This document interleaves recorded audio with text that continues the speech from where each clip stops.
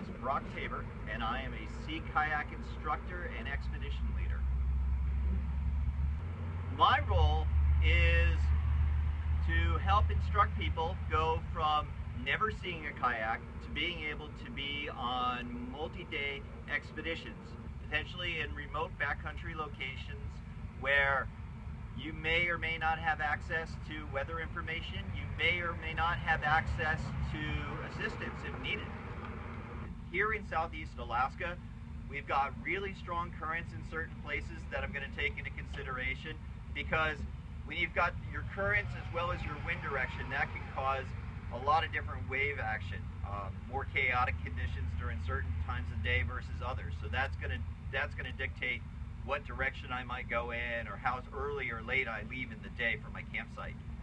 The other thing we have to think about is katabatic winds, especially paddling around glacial areas, places that are going to be influenced by that. Onshore versus offshore winds are really important as to what time of day that I'm going to leave my campsite. In more tropical locations, that's when I'm going to be thinking about late afternoon thunderstorms, late afternoon winds, things like that that might affect it. But it really, a lot of that information is very location specific. There's a great deal of thought has to go into doing a trip. If you're thinking about on a one-day basis or just for a few hours, the main decisions I'm going to be thinking about are what are the weather conditions for that day, specifically what am I looking at for wind direction, and wave direction. There is some thought about currents and some thought about the timing of of my trip during the day, but I'm thinking about location. What's going to be safest for the people I'm going to be kayaking with or giving direction as places to go and go kayaking for that day.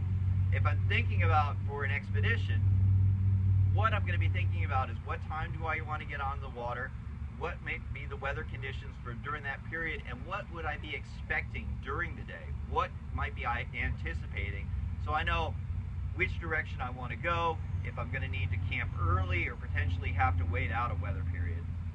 Typically, what I do when it's regarding weather information is a week before the trip, I start to look at long-range forecasts, and I start to look at what sort of predictions are weather forecasters are starting to think about.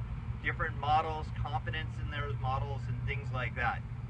3 days before a trip, I start to look at the short-range forecast. I start to look at predictions in regards to wave forecasting, but especially in regards to direction of fronts, strength of fronts, and wind conditions and rain conditions that might be associated with those fronts. If I'm looking at a week out, I'm typically going to go onto the NOAA website, and I'm going to be looking at the text information. I'm going to be looking at some of the modeling predictions that they've got going on.